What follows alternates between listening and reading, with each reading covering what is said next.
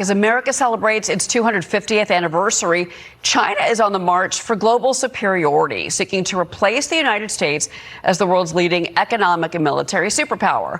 A recent poll from the Reagan Institute shows a vast divide between generations of Americans over the threat that China poses to U.S. national security.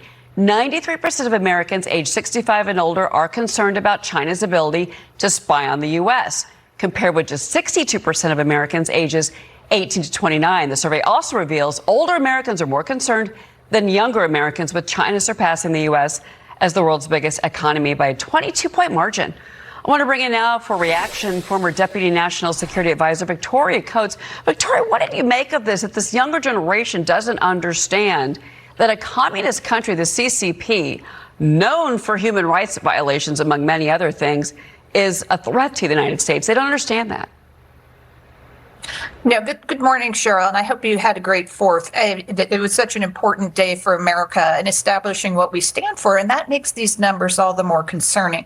And I think we've got a couple of things at play here. For starters, China is so much more active in the information space than we are. And think about where that generation is getting their information. Overwhelmingly, it's TikTok. China controls those algorithms, and so they're controlling what those younger viewers or consumers rather are learning about China.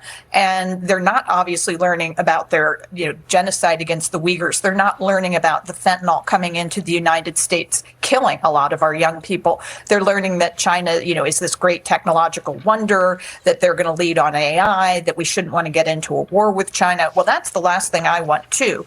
But at the same time, we have to be clear-eyed about these risks. And so I do think what Congresswoman Malliotakis was talking about in terms of communism in the United States is related, because obviously this is communist China we're talking about. They're putting the best possible face on totalitarian communism. I didn't think there was one, but they're apparently fairly effective at it. And that's what we have to combat.